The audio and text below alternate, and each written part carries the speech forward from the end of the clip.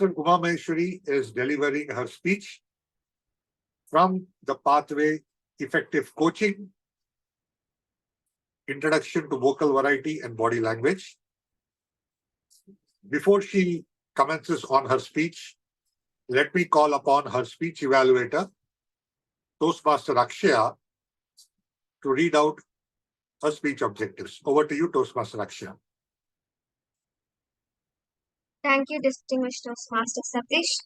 My target speaker, Toastmaster is presenting herself for Pathways Effective Coaching, Level 1, Project 3, Introduction to Vocal Variety and Body Language.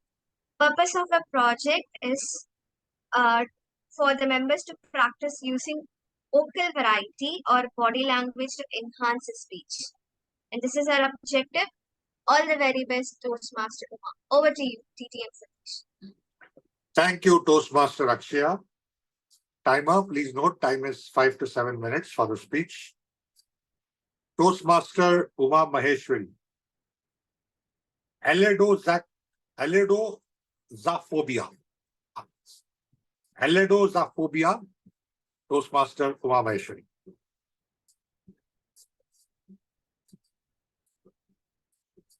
You're on mute. Toastmaster Uma, you're on.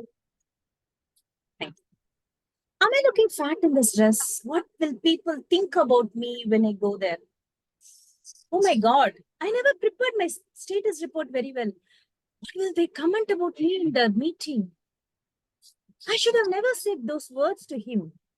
He will be talking about me at my back. Raise your hands if you have ever uttered these words once in your life, thinking, what will they say? What will they say? What will they say about me? And this is what is called Allodoxaphobia, the fear of comments and criticism.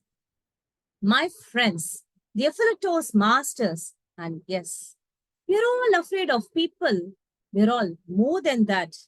We are all afraid of the words that is coming out of the people's mouths, thinking, are they talking about me?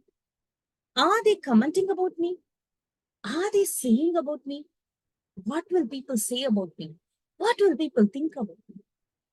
But in general, we are allowing those comments to stamp on us, to trample on us, and later to bury us. But is it worth? Let me tell a short story about a donkey. Once in a village, there was a washerman. He had many donkeys for his job. One morning, when he was in his house, he suddenly heard one of his donkeys crying, hee-haw, hee-haw, hee-haw. He rushed back to the garden and saw the sound coming from an empty well. The empty, dried well, he just looked into it and he was shocked. He saw one of his donkey inside that well. He tried to pull the donkey out, but the well was deep. He was not able to. He tried sending some rope. The donkey was too frightened to recognize that the washerman was helping him. After some point of time, the washerman realized he cannot bring the donkey up. He cannot save it. Slowly, his frustration became annoying. Reason? He was not able to hear the continuous hee-haw from the donkey. Now, instead of trying to save him, he just wanted to shut him. So he bought some of his friends, made all the friends stand around the well and said, I'm not able to save the donkey, but his sound is really annoying for me. Why don't we shut him? And after discussion, they decided to bury him alive. They started taking the mud around the well and putting inside it.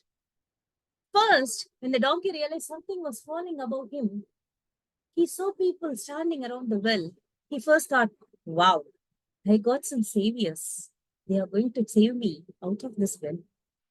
But slowly he realized they were putting the mud on him.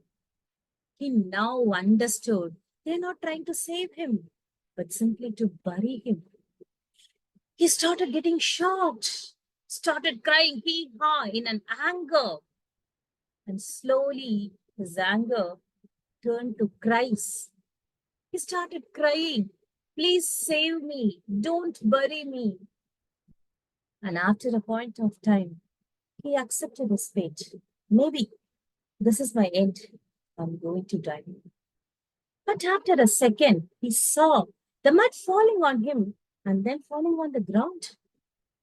Now he realized and got an idea. So every time they poured some mud on him, he simply shook his body, ran around the well, tapped the mud, and stood on top of it. Again, another bucket of mud falling on him. He shook his body, ran around the well, stamped on the mud, and stood on top of it. Slowly, the mud started rising, and in turn, the donkey started racing. And slowly, the donkey came up and up and up and up, and he jumped out of the well and ran into the forest. My friends, see, the donkey, he was initially afraid of those mud and then started crying about the mud. And then he accepted the mud. But later he realized that is nothing for me. Let me tap it, stand on top of it, and overcome it. That is what we need to do for all the comments. Are they calling you fat? Are they calling you not effective? Are they calling you don't know how to talk? Just don't be crying on those comments. Don't be angry on those comments. How can they say that about me? Are they thinking about me like this? No. Or don't accept, maybe I'm like this. That is why they are commenting about me like this.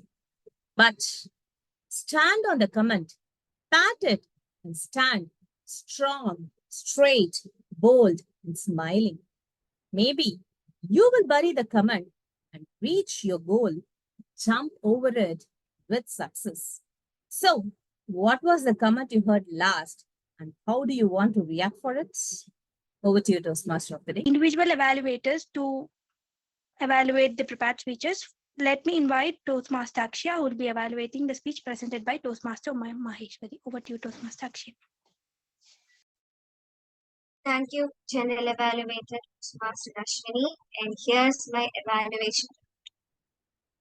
I would like to congratulate my target speaker, Toastmaster Uma, for presenting herself very well and giving a fantastic speech.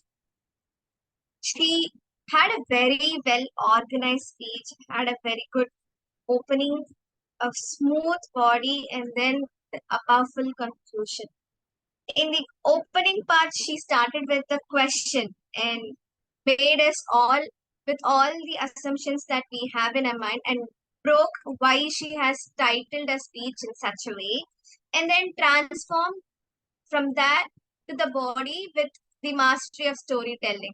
We all know Uma has mastered the storytelling and has all the appropriate elements to be a marvelous storyteller. So it was a really good organized way of telling people and convincing why we shouldn't think in such a way. I really like that, and I'm totally impressed from your speech. Coming to the objective of your speech of using voice modulation and body language, you set the stage with a good hand gestures. It was wide open, and we could see that all the audience were involved to your speech by using that open hand gestures. You had appropriate voice modulation wherever it was needed. You used it perfectly. You had a very good body language, and you had a warm smile. I think that is the important thing for all storytellers.